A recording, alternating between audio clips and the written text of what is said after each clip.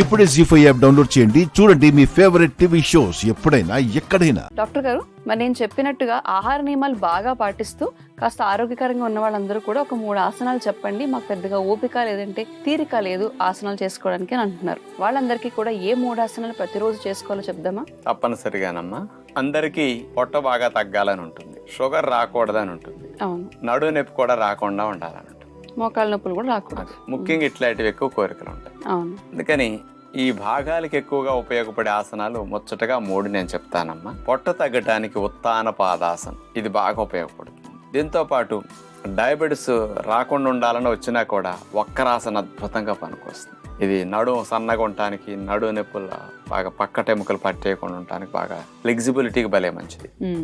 ఉష్ట్రాసనం, ఇది నడుము నొప్పులు రానిదు, మెడ నొప్పులు రానిదు, వచ్చిన వారికి రెండుటిని పోగొడటానికి అద్భుతంగా ఉపయోగపడుతుంది. అందుకని ఇక్కడి నుంచి ఇక్కడ వరకు అన్ని భాగాలకి బాగా ఉపయోగపడే ఈ 3 ఆసనాలు ఎలా చేయాలో ఇప్పుడు యోగాలో చూద్దాం. ప్రతిరోజు మానకుండా చేయాల్సిన 3 ముఖ్యమైన ఆసనాలను ఈరోజు మనం చూడబోతున్నాం. ముందుగా ఉత్తాన పాదాసనం, పొట్టను బాగా తగ్గించడానికి ఇది బెస్ట్గా ఉపయోగపడుతుంది. బెల్లకిలా పడుకున్న తర్వాత 2 అరిచేతుల్ని తొడల కింద భాగంలో అలా పెట్టేసి 2 కాళ్ళను కలిపి నేల నుంచి 1 అడుగు, అడుగున్నర, 2 అడుగుల ఎత్తులో లేపేసి అలాగే ఆపుతాం. మోకాళ్ళు మాత్రం బెండ్ చేయకూడదు, బెండ్ చేస్తే ఫలితం రాదు. ఇంకా ఎవరికైనా కొద్దిగా శ్రమ ఎక్కువ ఉండి ఫలితం బాగా రావాలనుకుంటే ఉత్తాన పాదాసనంలో 2 కాళ్ళను నేల నుంచి 1 అడుగెత్తులో లేపి ఆపితే ఇంకా స్ట్రెయిన్, పెయిన్ ఎక్కువ ఉండి ఫలితం బాగా వస్తుంది అన్నమాట.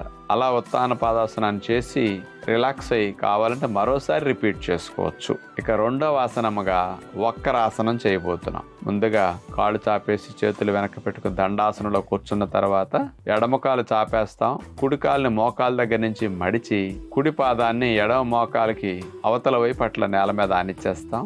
ఎడమ చేతిని కుడి కాలు మోకాలు పైనుంచి వేసుకొచ్చేసి అలా చేత్తో మోకాల భాగాన్ని పట్టుకుంటాం. కుడి చేతిని నడుము వెనకాల భాగంలో పెట్టేసి శరీరాన్ని, నడుముని, మెడనంతా కుడివైపుకి అట్లా ట్విస్ట్ చేయాలి. ఇలా కదలకుండా ఈ భంగిమలో కొన్ని నిమిషాల సేపు ఉంటే మంచిది.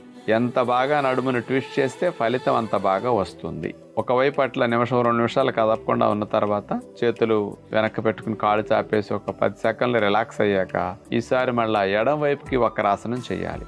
ఈ భంగిమలో కూడా కదపకుండా ఒక 2 నిమిషాల సేపు అట్లా ఉండడానికి ప్రయత్నం చేస్తే ఫలితం బాగా వస్తుంది. ఇక 3వ ఆసనం ఉష్ట్రాసనం. వజ్రాసనంలో కూర్చున్న తర్వాత మోకాళ్ళ పైన నుంచుని స్ట్రైట్గా పాదాలని అట్లా చాపేయచ్చు.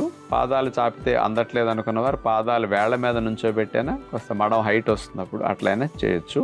మనం చేతిని పైనుంచి గుండ్రంగా తిప్పుకుంటూ వెనక్కి తీసుకువెళ్ళి ఒక చేత్తో ఒక మడం అట్లా పట్టుకుంటాం. తర్వాత మరో చేతిని కూడా పైన తీసుకెళ్ళి చేత్తో వేళ్లతో మడం పట్టుకుంటాం.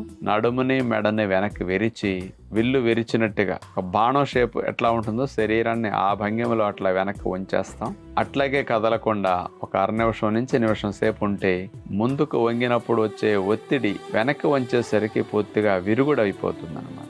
చూసారుగా, ఈ టాప్ 3 ఆసనాస్ ప్రతిరోజు మనందరం ప్రాక్టీస్ చేసుకోగలిగితే చాలా బాగుంటుంది. మరందుకే కాస్త సమయాన్ని వెచ్చించి డాక్టర్ గారు చెప్పిన ఈ 3 ఆసనాల్ని ప్రతిరోజు ప్రాక్టీస్ చేసుకోవడానికి ప్రయత్నించండి.